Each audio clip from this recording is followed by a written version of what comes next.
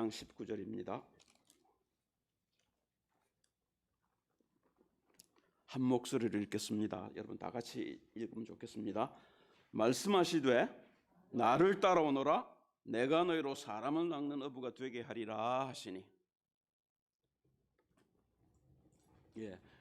예수님 이 땅에 오신 목적은 우리를 구하러 오셨습니다. 그렇죠? 우리를 구원하러 오신 거 아닙니까? 그 구원이라는 게 뭘까요? 그죠? 죄 가운데 빠져있는 우리를 구하러 오신 겁니다. 그죠? 그래서 의로운 모습으로 오셨어요. 그 죄를 어둠이라고 그러는데요. 하나님은 빛으로 이 가운데 오셨죠. 요한복음 1장에 보면 그 빛이 세상에 왔습니다. 그런데 세상이 빛을 알지를 못합니다. 자기 백성의 오매 자기 백성이 영접지 아니하였더니 영접하는 자고 그 이름을 믿는 자들에게는 하나님의 자녀가 되는 권세를 주셨습니다. 아무것도 할 거 없습니다. 우리는요. 그 예수 듣고 믿기만 하면 되는 거예요. 그죠? 그게 복음입니다. 우리가 구원받을 수 있는 아무 능력이 없어요. 그래서 하나님이 독생자 그리스도 예수를 성령으로 잉태케 하셔서 동정녀에게 주신 겁니다. 언제부터 예언하셨어요? 6,000년 전에요. 4,000년 만에 오신 겁니다. 그 구약은 뭘 얘기를 하냐면 이 오실 메시아에 대한 얘기를 하는 거죠. 그렇죠? 그래서 어디에 날 것이고 누구의 후손으로 올 것이고 십자가에 달려 저주받을 것이고 부활할 것이고 우리에게 성령 주실 것까지 예언하셨어요. 그 그리스도 예수께서 오셔서 맨 마지막 말씀이 뭡니까? 십자가에서 다 이루었다. 끝난 겁니다. 2번 이상 속으면 안 됩니다. 이제는요. 나는 그리스도 예수로 말미암아 구원받은 하나님의 자녀. 거기서 흔들리시면 안 돼요. 그죠? 예를 들면 내가 교인으로서 부끄러운 일을 할 수 있습니다. 우리 어린아이들이 그렇잖아요. 어린아이가 이 땅에 나와서 어른이 될 때까지는 실수를 많이 합니다. 우리가 어려서 그래요. 그 실수하는 크리스찬인 겁니다. 실수하는 하나님의 아들인 거예요. 그런데 그 실수 붙들고 아이고 내가 죽을 죄를 지었는데 어떡하지? 하나님이 웃습니다. 그래서 내가 그리스도를 십자가에 보냈다. 끝났다 그건. 그러나 우리가 계속 어린아이로 있어서는 안 되겠죠. 그죠? 그러나 우리가 어른이 되면 어떻게 됩니까? 그때는 우리가 이제 리프로덕션을 하죠. 그죠? 그래서 결혼도 하고 애를 낳을 수 있게 됩니다. 오늘 제가 전하려고 하는 말씀의 본질이 그겁니다. 나를 따라오너라 그렇게 얘기를 하셔요. 내가 너로 사람을 낚는 어부가 되게 하겠다. 주님이 오셔서 12제자 세우고 가셨어요. 12제자를 통해서 그 복음이 우리에게 내려온 겁니다. 우리는 다 알다시피 지금 마지막 시대를 살고 있어요. 이제 바람 한 번 부니까 교회 그냥 축풍 나겠죠. 다 날아가 버리죠. 그런 믿음 가지고 우리 천국 들어가겠어요. 그죠? 그게 무슨 말이냐면 알곡과 쭉정이를 골라내신단 말입니다. 하나님은 우리에게 모든 걸 다 주셨는데도 불구하고 그 사실을 믿고 따라가지 않으면 어떻게 되겠습니까? 그건 안 될 일이죠. 그죠? 우리가 해야 할 일이 있는 겁니다. 자라야 합니다. 그죠? 어떻게 자랍니까? 그게 오늘 제가 역점을 두고 증거할 내용입니다. 요한복음에 보시면요. 13장에 보시면 주님이 유월절 식사를 하시다가 세수대에다가 물을 떠다가 제자들 발을 씻기셔요. 그러니까 다른 사람들은 그냥 막 얼결에 그냥 발을 씻김을 받았던 것 같아요. 베드로가 그런데 주님 어떻게 제 발을 씻기셔요? 발을 씻는 것은 이스라엘 중에서도 가장 천한 노예가 하는 겁니다. 그런데 그 가장 천한 일을 선생이고 주가 되신 그리스도께서 하시겠다는 거예요. 그러니까 이제 베드로가 미안하죠. 내가 그리스도 예수의 발을 닦아드려도 시원찮을 것인데 주님이 내 발을 씻어주시겠다는 겁니다. 어불성설, 말이 안 되는 이야기죠. 그러면 꼭 씻어야 될 것 같으면 주님 제 온몸을 다 씻어주옵소서. 그런데 주님 뭐라고 말씀하셔요? 목욕한 자에게는 온몸을 다 씻을 필요가 없느니라. 그게 구원받은 우리입니다. 한 번 구원받았으면 끝난 겁니다. 실수하는 것은 주님이 고쳐주셔요. 그래서 성령이 우리 가운데 오고 계신 겁니다. 그 성령이 하시는 일이 무엇이겠어요? 우리를 진리 가운데 인도하시는 겁니다. 그래서 말씀을 우리에게 깨닫게 해주셔요. 그게 우리의 양식이지요. 그죠? 그 만나라고 그러지 않았습니까? 그럼 그 양식을 통해서 우리가 영적으로 자라게 되어 있죠. 그렇게 주님이 우리 속에 오셔서 우리를 그렇게 인도하고 계시단 말입니다. 그래서 어떻게 만드시려고요? 주님 자신처럼 만들고 싶어 하셔요. 할렐루야. 그래서 로마서 5장 12절 14절을 보면 예수 그리스도가 아담의 형상으로 오셨다 이렇게 얘기를 해요. 고린도전서 15장을 보면 첫 아담, 마지막 아담 그런 얘기를 하죠. 그죠? 아담이 죄를 지었기 때문에 아담의 모습으로 오셔야 되는 겁니다. 그래서 육신을 갖고 오신 거예요. 그리고 그 육신을 아담 대신에 죽어주신 겁니다. 만약에 예수님이 죽어주시지 아니하셨더라면 우리는 죄가 뭔지를 몰랐을 겁니다. 우리가 아직 죄인 되었을 때 그리스도 예수를 십자가에 못 박으심으로 하나님이 우리에 대한 자기의 사랑을 확증하셨습니다. 우리는 죄인이라서 몰랐어요. 빛이 가운데 왔는데 사람들이 빛을 깨닫지를 못했단 말입니다. 예수님께서 물어보시죠. 사람들이 나를 누구로 하냐? 예레미야입니다. 엘리야입니다. 세례 요한입니다. 그렇습니까? 예수님이 제자들에게 묻습니다. 너희는 나를 누구로 하냐? 주는 그리스도시요 살아계신 하나님의 아들이십니다. 그렇습니다. 예수는 그리스도십니다.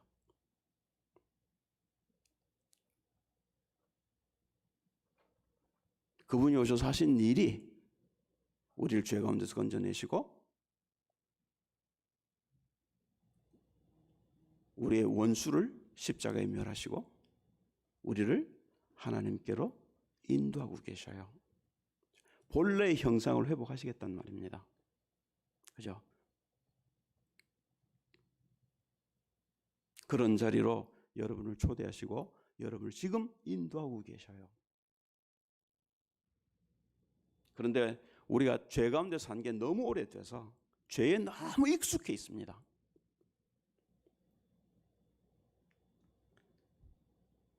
그죠? 그리고 그 죄에 우리가 자꾸 집니다. 그래서 우리가 우리의 눈을 열어서 보아야 될 것이 있습니다. 뭐냐면 죄입니다. 도대체 죄가 뭐냐? 옆집 감따 먹은 게 죄냐? 죄가 아닌 건 아니겠죠. 그것도 죄일 겁니다. 그런 죄를 말하는 것이 아닙니다. 하나님과 함께하도록 창조된 인간이 하나님을 떠나버린 겁니다. 그게 죄예요. 그죠? 죄의 삭시? 그래서 사망이란 말입니다. 그래서 우리가 죽어버린 겁니다. 물을 떠난 물고기처럼.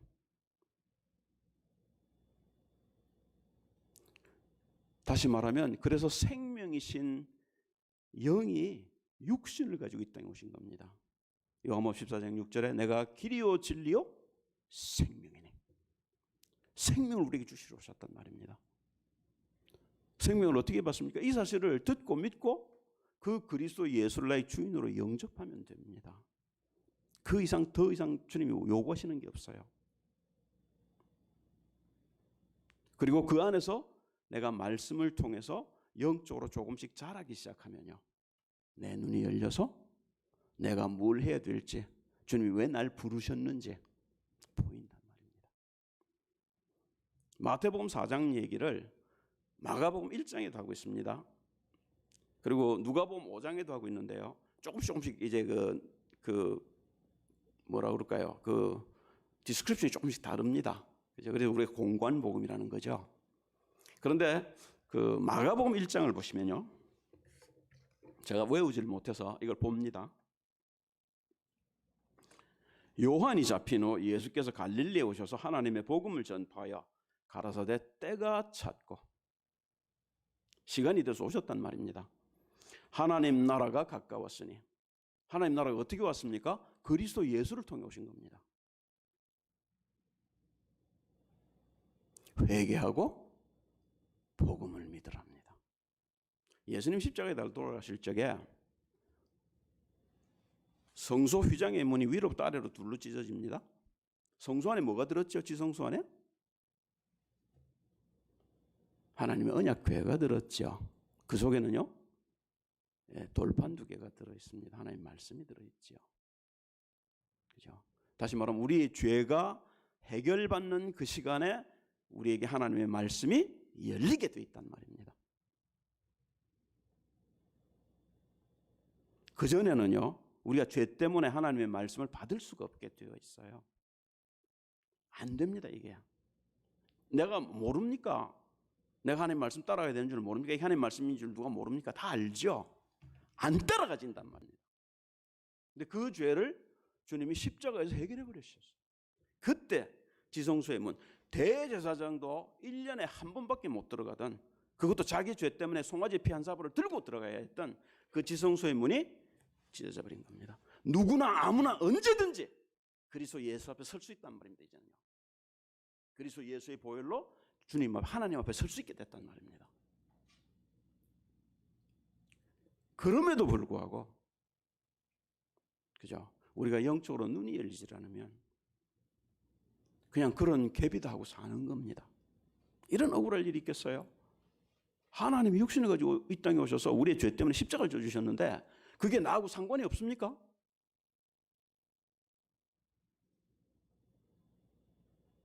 베드로를 불렀습니다. 베드로가 기적을 보았어요. 한 마리도 못 잡던 고기를 엄청나게 잡았습니다. 밤새도록 못 잡았다는데, 그러니까 야, 이분이 보통 분이 아니구나. 그리고 설교를 미리 하셨죠. 누가복음 5장에 보면 배를 좀 띄워내고 사람들을 앞에 두고 이제 설교를 하셨어요. 그 설교를 듣고도 감동이 있었겠죠. 그죠? 그런데다가 이제 기적도 보여주셨어요. 그러니까 베드로가 두말하지 않고 아버지를 버리고 배를 버리고 직업을 버리고 따라 나섭니다. 3년 반 동안에 베드로는 무리를 걷기도 했어요. 우리 중에 아무도 무리를 걸어본 사람은 없을 겁니다. 그런데도 불구하고 예수님 십자가에 달릴 적에 3번 부인합니다. 그리고 그때 닭이 울죠. 그래서 베드로가 눈물을 흘렸더라. 아주 bitterly wept 했다고 그렇게 나오죠. 아주 그냥 통분하고 울었다 이런 얘기를 하는데요. 그랬겠죠. 3년을 따라다니던 주님을 배반을 했단 말입니다. 목숨 때문에. 그 말은요, 예수님이 누군지를 몰랐단 말입니다. 도대체 주님이 뭐 때문에 이 땅에 오셨는지를 몰랐단 말이에요. 만약에 우리가 그렇다면, 베드로 3년 반이나 주님을 따라다녔던 제자가 몰랐다면, 우리가 그걸 모른다면 우리가 십자가 앞에서 부인 안 할 자신 있습니까? 베드로도 부인했는데요. 우리는 알아야 되는 겁니다. 그죠? 그러면 도대체 베드로는 어째서 변했을까? 마태복음 4장 19절에 보면 주님이 나를 따라오느라니까 따라 나섰어요. 왜요? 주님 보이니까요. 따라가면 되죠. 요한복음 21장 19절에 보면 그때 주님이 또다시 얘기를 하셔요. 부활하신 주님이 얘기하시는 겁니다. 나를 따라오너라. 안 보이는 예수님 어떻게 따라가요?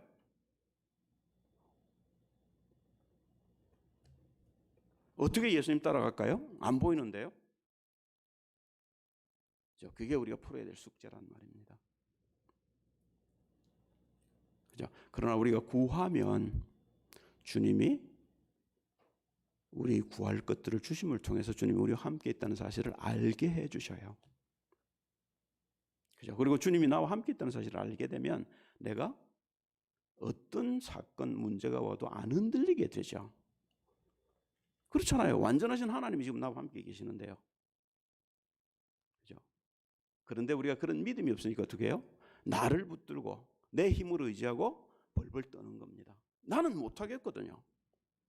그렇잖아요. 내가 어떻게 하겠습니까? 그러죠. 그런데 내 안에 계신 주님은 하실 수 있는 분이란 말입니다. 능치 못할 일이 없으신 분이란 말입니다. 그런데 베드로가 고기 잡고 있었습니다. 다시 이제 옛날 하던 짓을 하고 있는 겁니다. 주님을 만나고 주님 돌아가셨는데 뭘 할지를 몰라요. 거기에 주님이 나타나신 겁니다. 그리고 보여주시죠. 또 한 번 더 기적을 보여주셔요. 그때는 이제 숫자까지 일러주셔요. 153마리. 큰 고기를 잡습니다.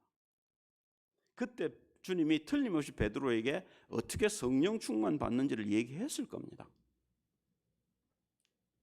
그러니까 마가의 다락방에서 120문 성도와 함께 베드로가 한 열흘 정도 기도에 온전히 몰입합니다. 그리고 우리가 알다시피 사도행전 2장에 하나님의 약속하신 성령이 다락방에 임하게 되죠. 그 이후로 베드로는 변함이 없게 됩니다. 그죠? 그리고 베드로의 설교를 통해서 3,000명이 회개하고 돌아오는 역사가 일어납니다. 그게 주님이 보여주셨던 첫 번째 기적의 성취. 맞습니까?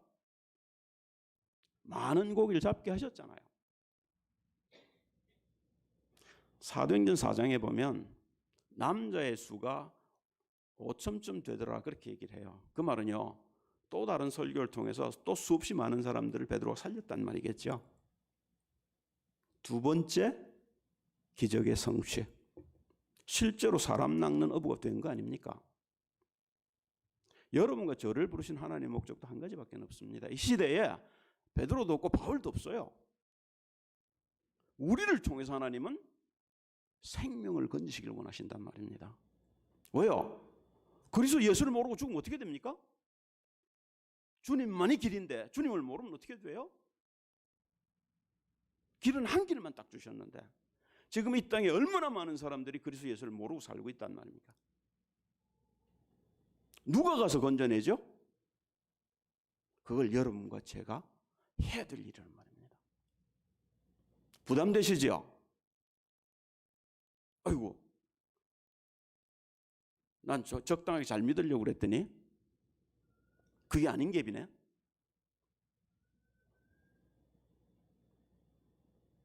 시간표를 주실 겁니다. 여러분들이 마음에 결단하시면, 그죠? 결단하고 그 예수님을 나의 주인으로 모시고 그 주님을 따라가기 시작하면 주님이 우리의 잘잘못을 고쳐주시고 우리를 인도하셔서 영적으로 눈을 여셔서 주님이 우리를 서고 싶어하는 자리에 서게 해주실 거란 말입니다. 그것만 안 놓치시고 하시면 됩니다. 그죠? 얼마나 많은 시간이 걸릴지는 우리는 아무도 모릅니다. 그러나 우리가 복음을 전해야 된다는 사실은 확실한 겁니다. 주님이 우리를 구하러 오셨고 우리의 형제들이 지금 죽어가고 있습니다. 당장의 미국만 해도 그렇습니다. 얼마나 많은 사람들이 그리스도를 모른단 말입니까? 그런데 몰라도 뭐 괜찮아요. 룰루랄랄랍니다. 왜 그렇습니까? 예수가 누군지를 모르니까 그렇잖아요. 그게 죄란 말입니다. 죄 속에 살고 있다는 말입니다. 그러나 우리가 결단하고 주님, 내가 주님의 도구가 되어서 주님이 원하시는 일을 하고 싶습니다. 해보셔요. 어떤 일이 일어나는지. 성령이 내 안에서 역사하고 계시니까 당연히 성령의 열매가 나타날 수밖에 없죠. 아까 우리가 읽었던 교동문 요한복음 15장도 마찬가지 아닙니까? 너희가 내 안에, 내 말이 너희 안에 거하면 무엇이든지 구하라 그리하면 이루리니. 할렐루야. 다 받았습니다. 우리는 더 받을 게 없어요. 하나님 우리에게 더 이상 주실 게 없습니다. 자, 그런데 왜 그러면 우리가 못 누리냔 말입니다. 아직도 어딘가에 매여 있습니다. 속고 있어요. 그걸 죄라는 겁니다. 거기에 우리의 눈을 떠서 그놈을 우리가